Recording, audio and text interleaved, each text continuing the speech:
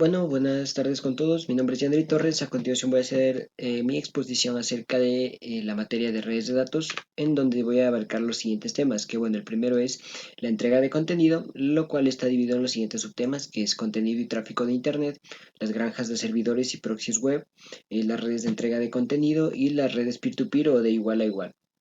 Bueno, vamos a empezar en primer lugar con la entrega de contenido. Bueno, sabemos que nosotros a lo largo del tiempo llevamos mucho tiempo utilizando lo que es el correo electrónico, más que todo para podernos comunicar e enviar mensajes de manera digital. Bueno, esto nos permite a nosotros establecer una comunicación. Ya sea durante mucho o poco tiempo, y pues ahora también con la famosísima video y audio sobre IP, que también es muy conocida a nivel de red. Bueno, podemos decir que también, hablando de la entrega de contenido, al principio el Internet simplemente servía como un canal nada más de comunicación, al igual que una red telefónica. Pero bueno, surgió el tiempo y se fueron utilizando diferentes técnicas que se utilizaban para la distribución de contenido. Igualmente se ha desarrollado a través del tiempo, como lo dijimos. Bueno, cuando la web poco a poco fue creciendo, igualmente su popularidad no es que pegó de una, sino que esto fue un proceso, una evolución que poco a poco se convirtió en el gran éxito. Podemos mencionar algunas diferencias que existió en ciertos sitios web que, bueno, obviamente ellos proveen contenido, lo cual se ha vuelto en extremo bastante popular. Un ejemplo claro, pues puede ser YouTube. YouTube permite a los usuarios que compartan sus videos y obviamente también permite al usuario que pueda observar estos videos, incluso transmisiones en vivo, más que todo sobre cualquier tema que obviamente uno como, digamos, persona desee ver. Ya. Bueno, también podemos decir que las tareas de distribuir contenido son un poco distintas obviamente, de comunicación. Los requerimientos que se imponen aquí sobre la red son un poco distintos. También existe, bueno, la respuesta de la demanda de los consumidores, que, bueno, el núcleo de Internet aquí se aprovisionó de muchas grandes cantidades de anchos de banda y obviamente se fue extendiendo la conectividad más que todo de banda ancha más rápida en el extremo de la red. Igualmente tenemos un alto uso de ancho de banda en este caso. Y aquí mencionamos un punto importante que es la arquitectura CDN.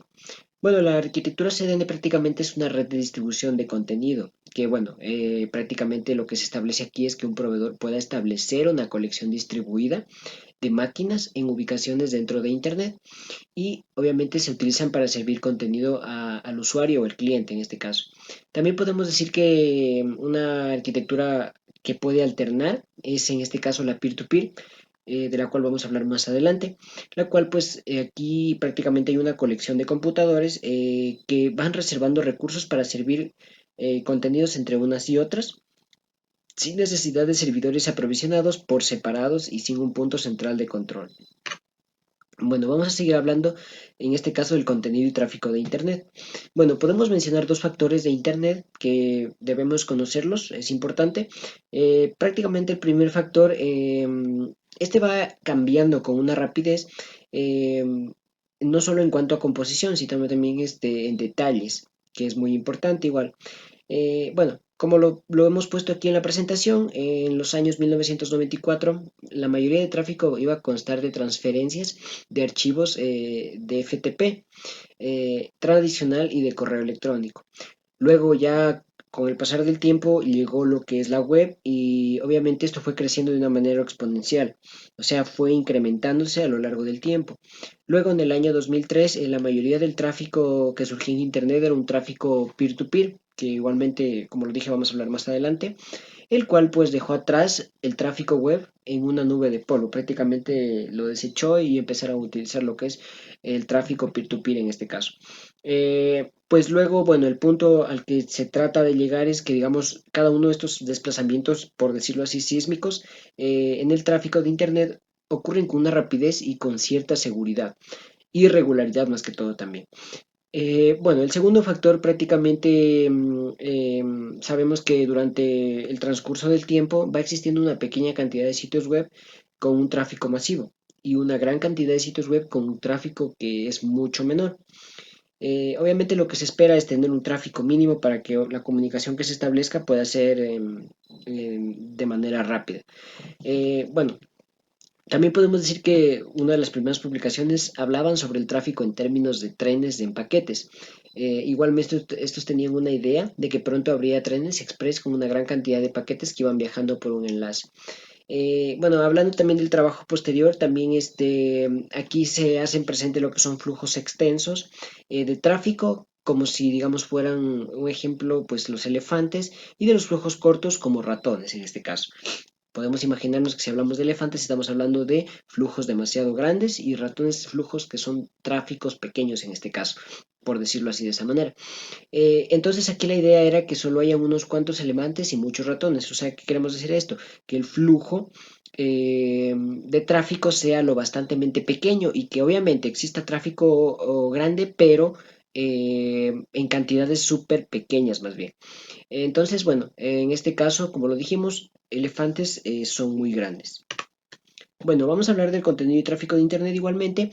En esta figura nosotros podemos ver cómo es la distribución de SIFT, que bueno, prácticamente lo que hace es capturar una noción de que hay una pequeña cantidad de elementos, como podemos ver, está dando en el rango, en el eje y la frecuencia relativa prácticamente en donde, bueno, aquí se puede reconocer lo que son distribuciones en una forma en la cual se trazan los datos en una escala logarítmica.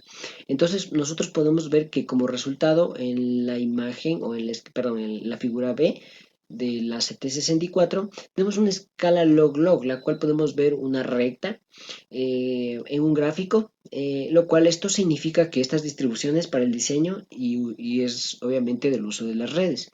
Entonces, bueno, para trabajar de manera efectiva en un mundo sesgado como lo es hoy en día, eh, debemos tener la capacidad de construir ambos tipos de sitios web. Los sitios no populares, los cuales son fáciles de manejar y, bueno, obviamente para manejar estos sitios se debe construir sistemas de distribución de contenido para poder distribuir lo que es el contenido y tener obviamente una escala log-log.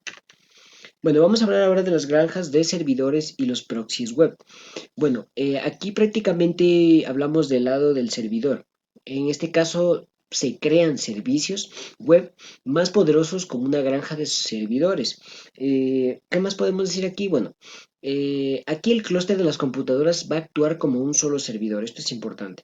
Y bueno, hablando de granjas de servidores, aquí hacemos referencia, obviamente, si nosotros tenemos un ancho de banda, digamos, en una máquina, sin importar este ancho de banda, solo se pueden atender, digamos, todas estas solicitudes, las cuales puedan llegar a lo que es la carga y cuando esta carga sea demasiado grande.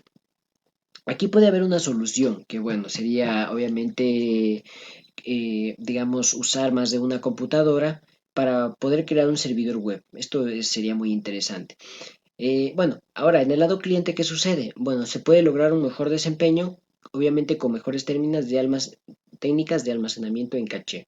Esto igualmente lo vamos a hablar más adelante, que también es algo importante. Bueno, aquí prácticamente como podemos ver en la figura tenemos una granja de servidores en donde tenemos varias computadoras con acceso a internet, tenemos un balance de carga entre servidores y tenemos varios servidores los cuales se conectan a la base de datos, en este caso del backend. Bueno, bueno, la dificultad en sí de este modelo, aparentemente, o sea, supuestamente sencillo, es que el conjunto de computadoras que conforman lo que es la granja pueden aparecer solo en sitios web lógicos para lo que son los clientes. Entonces, bueno, aquí también nosotros debemos postular o debemos presentar soluciones para, digamos, que el conjunto de servidores parezca tener un solo sitio web. Eh, Podemos decir que cualquiera de estas soluciones que se planteen pueden atender una solicitud de cualquier cliente. Hay otras soluciones como es el front-end que, bueno, prácticamente va esparciendo solicitudes entrantes a través de una reserva de servidores dentro de la granja. Otra cosa que es importante también es que se puede usar DNS y nosotros cuando usamos DNS lo hacemos para poder dispersar lo que son solicitudes entre servidores dentro de la granja. Eh, bueno, cuando nosotros hacemos una solicitud de DNS para la URL de un sitio web, el que queramos, este servidor puede devolver una lista rotativa de las direcciones IP de los servidores. Obviamente, el DNS se conecta con una URL y nos arroja direcciones IP correspondiente al sitio web que nosotros queremos ingresar. Se puede construir igualmente una granja con otros tipos de servidores y pues un ejemplo puede ser el flujo continuo pues sobre UDP. Bueno, seguimos hablando de las granjas de servidores y proxies web, en este caso de los proxies web. Si hablamos de los proxies web, prácticamente, bueno, aquí podemos hablar de navegación. Cuando hablamos de web, navegación. Obviamente, estos navegadores van a ocupar lo que son campos de encabezado y reglas para determinar una copia en caché de una página web, la cual sigue siendo actual. ¿Qué más podemos decir? Que el almacenamiento en caché presenta sus ventajas, nos va a mejorar el desempeño al tratar de acortar el tiempo de respuesta y reducir carga de red. Esto es muy importante, un punto a favor para el almacenamiento en caché. También podemos decir que si nosotros aumentamos la efectividad del caché, prácticamente podemos compartir la caché entre varios usuarios. Entonces, de esta forma nosotros garantizamos que una página que ya se haya obtenido para un usuario se puede devolver a otro usuario cuando éste haga la misma solicitud. Un ejemplo, yo entro a YouTube, otra persona quiere ingresar a YouTube igualmente. ¿Qué pasa aquí? Se almacena el caché y ya no hay necesidad, obviamente, para digamos, que exista un retardo, sino simplemente como yo hice esa visita antes, queda guardada en la memoria caché, otro usuario la pide y automáticamente la arroja. Así de sencillo. Podemos decir que un proxy web se utiliza también para compartir un caché entre varios usuarios. Eh, Definiendo lo que es el proxy, también es un agente que actúa en beneficio de alguien más, como el usuario. También se obtiene solicitudes en beneficio de sus usuarios y cuando se utiliza un proxy, la configuración típica es que una organización opere un proxy web para todos sus usuarios. Nosotros podemos ver en la imagen un caché de proxy entre navegadores y servidores web. En tal caso, vemos lo que son los clientes, los cuales tienen su caché del navegador y también los cachés del proxy. Igualmente tenemos la parte de organización e internet y los servidores al otro lado, cliente, servidor y la parte central que es el caché del proxy, en ese caso. Bueno, ¿qué podemos decir de estos proxies web? Que bueno, nos ofrecen beneficios, sí, que bueno, estos beneficios en frecuencia son un factor en la decisión para poder implementarlos. Eh, Uno de ellos es poder filtrar el contenido, o sea, podemos tener redundancia de contenido, pero obviamente también hay que filtrarlo para que esto no vaya a producir cualquier tipo de error. Vamos a seguir con la entrega de contenido. Bueno, prácticamente aquí vamos a hablar de las virtudes en cuanto al uso de una estructura de árbol. ¿Qué podemos decir en cuanto a esta parte? Bueno, en cuanto a las redes de entrega de contenido, que prácticamente hace referencia a la CDN, igualmente aquí vamos a poder conectar la idea de almacenar en un caché tradicional lo que es obviamente URLs o páginas en este caso. Bueno, obviamente aquí podemos hablar de una distribución que, bueno, la distribución se puede ir escalando hasta la cantidad de clientes que sean necesarias mediante el uso de más nodos de la CNN. Esta es una ventaja que tiene obviamente las redes peer-to-peer, que son autoescalables, se van incrementando. Entonces, bueno, aquí el número de nodos obviamente va creciendo por niveles de árbol. Cuando esta distribución de los nodos de las redes de entrega de contenido se convierte en un cuello de botella. También tenemos por otro lado que cada cliente va a obtener un buen desempeño al obtener estas páginas de un servidor cercano en vez de uno distante. Esto se debe a que, digamos, el tiempo de ida y vuelta requerido para establecer va a ser más corto y obviamente es mucho mejor. Lo que queremos obviamente es un tiempo para establecer una conexión lo más corto posible, ya que no queremos retardos ni nada de esta situación. También finalmente la carga total que se coloca en la red también se mantiene en un valor mínimo. Aquí si los nodos de la CDN están bien colocados, el tráfico, digamos, para una página dada debe pasar a través de cada parte de la red solo una vez. No necesita estar pasando varias veces. Bueno, por acá tenemos más ideas y vamos a hablar del árbol de distribución y de las redes CDN. ¿Qué podemos mencionar? Bueno, aquí he puesto varias características y puntos que me pareció importantes, entre ellos, pues, que se puede soportar un árbol de distribución con un nivel mediante el uso de espejos. Esto es bastante importante, en el cual, pues, el servidor va a replicar el contenido sobre los nodos. Obviamente, cuando nosotros nos vemos en un espejo, hemos reflejado nuestra imagen y es igual el caso que tenemos acá. Obviamente no queremos aglomeraciones, pero están presentes. Y estas son demandas a futuro que son un poco complicadas irlas prediciendo, ya que, bueno, hay picos dentro de la demanda. Como lo dijimos, usar las DNS es bastante importante. Podemos establecer una redirección de DNS y obviamente el servidor de nombres es operado por las redes de entrega de contenido. Nosotros cuando usamos CDN también, digamos, tenemos acceso a un sitio web, a una capacidad también de servicio de contenido demasiado amplia. También podemos decir que la mayoría de empresas no crean su propia CDN. Es otro punto importante. Hay que firmar un contrato en sí para que una CDN pueda distribuir contenido en beneficio del propietario del sitio web. O sea, no es que, digamos, una empresa dice yo tengo mi CDN y es mía, no. Esto es un proceso también que se realiza en la parte también mencionando al propietario del sitio web. Eh, bueno, también podemos decir que las redes CDN más grandes tienen decenas de miles de servidores desplegados en diferentes países. Ya, ¿qué más podemos mencionar? Que bueno, cuando un usuario puede escribir una URL, el DNS regresa a la dirección IP del propio sitio web, lo que le permite obtener el HTML de manera normal o la página web, en este caso de manera normal, sin ningún problema. Las redes también CDN pueden soportar lo que son creación de páginas dinámicas, medios de flujos continuos y otras cosas más. Esto más centrado un poco en la programación cuando nosotros hacemos y creamos una página web, ya sea en HTML, en JavaScript o incluso en XML, que bueno, son tipos de lenguajes en los cuales podemos hacer una página. Ahora vamos a hablar de las redes de igual a igual o redes peer-to-peer en este caso. Estas redes peer-to-peer, como lo habíamos dicho, son redes que se empiezan a funcionar en los años 1999. En este caso, la primera aplicación fue extendida para el crimen en masa. Eh, Podemos decir que BitTorrent es un protocolo peer-to-peer más popular en este caso, que se usa para compartir videos, para otro tipo de contenido y que obviamente es responsable de gran parte de todo el tráfico de Internet. Incluso yo, BitTorrent, parece, si no me equivoco, parece que lo he escuchado para poder descargar también lo que son aplicaciones y juegos en esa parte.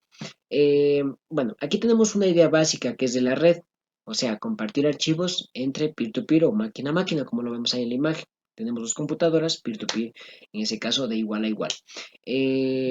Bueno, aquí la ventaja que tenemos es que muchas computadoras se pueden conectar entre sí y van a reservar recursos para formar un sistema de distribución de contenido. Vamos a hablar más acerca de las redes de igual a igual, en que podemos decir que son autoescalables, justamente lo que habíamos mencionado anteriormente, que estas redes son autoescalables. Y bueno, esto obviamente nos aumenta la capacidad para poder enviar lo que son demandas de descargas que se pueden tener, digamos, por cada usuario.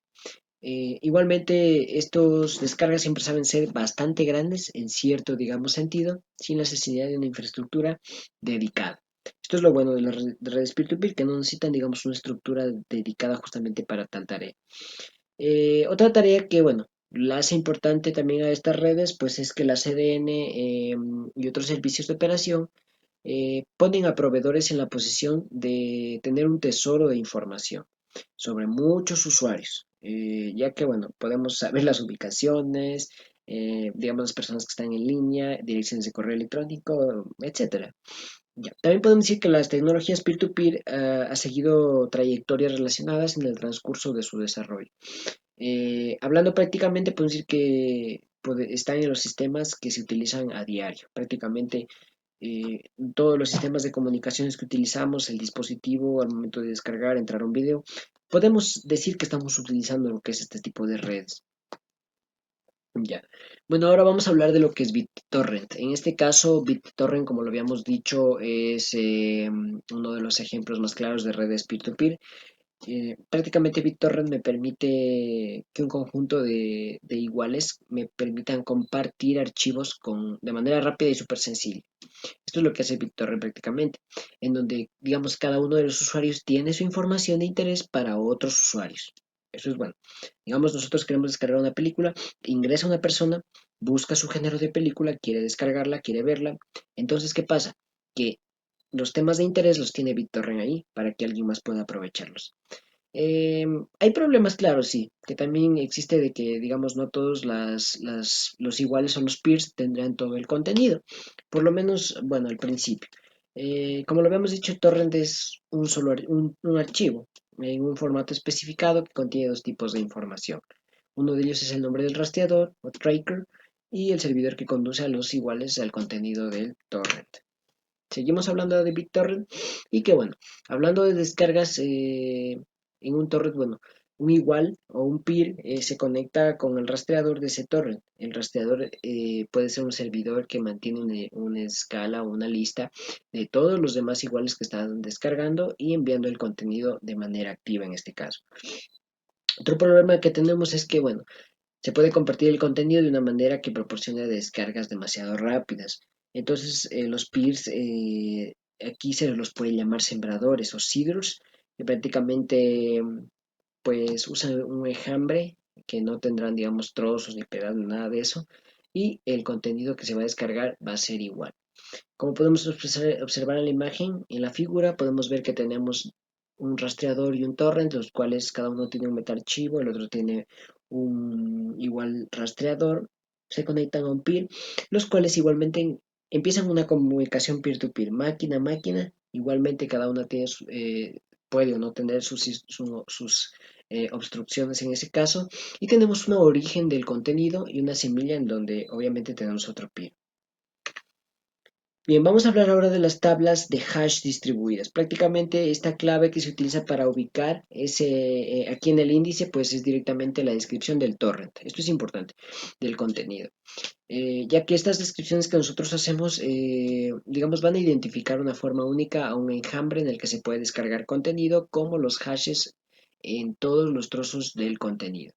Bien, un DHT o una tabla de hash distribuida también consiste, digamos, en n nodos que van a participar en este caso, como lo podíamos ver en la imagen anterior. Cada computadora puede ser un nodo, no hay ningún problema. Los cuales van a ejecutar BitTorrents en nuestro servicio o en nuestro escenario. Hablando de short, podemos decir que short, bueno, significa que podemos usar lo que son identificadores en un espacio virtual, no sea por las direcciones IP de los nodos ni los nombres de contenido como en las películas. En este caso, pues nosotros estamos acostumbrados a identificar por IPs ciertas, digamos, archivos en ese caso, páginas o, digamos, nombres de películas en tal caso también. Estas tablas DHT también imponen una estructura regular sobre la comunicación entre los nodos, como igualmente se lo he venido explicando. Este contenido es un poco distinto al de las redes peer-to-peer tradicionales que se usan en conexiones para realizar los iguales. Por esta razón, las tablas de HT se les conoce como redes peer-to-peer estructuradas. O sea, tienen una estructura, van mejor organizadas en este sentido, a diferencia de las tradicionales.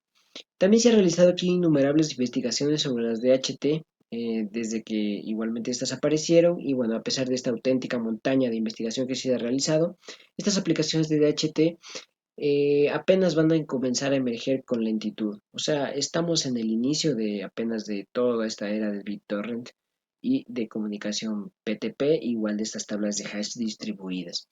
Bueno, algunos de los clientes de BitTorrent utilizan estas tablas para proveer un rastreador totalmente distribuido del tipo que describimos. Justamente lo que estábamos hablando, de las claves, del tema del DHT de short y también del comportamiento en este caso.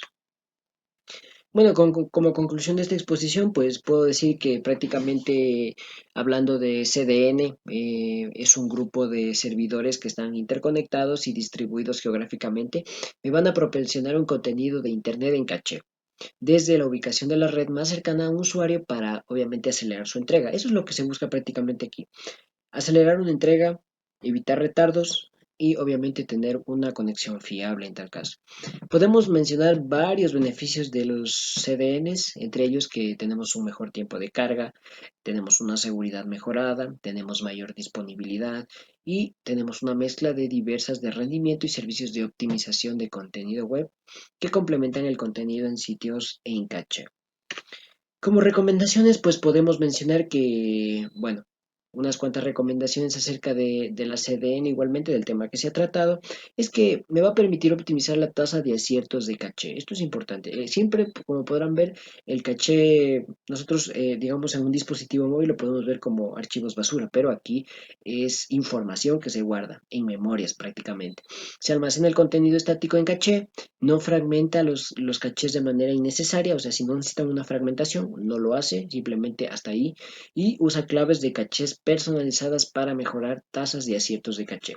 Si yo estoy buscando una información, un ejemplo, estoy buscando una información en YouTube, alguien está buscando el mismo video que yo estoy buscando, pero yo ya dejé lo que es ese rasgo de búsqueda. Entonces ya es más fácil aquí descifrar lo que es obviamente esta clave para que el siguiente usuario que quiera acceder a este video pueda hacerlo de manera súper rápida, sin necesidad de estar esperando ni nada de esta situación. Eso ha sido todo acerca de mi exposición, la bibliografía de donde he sacado la información, que es de Andrew Tannenbaum, el libro de redes de computadoras, y muchas gracias por su atención.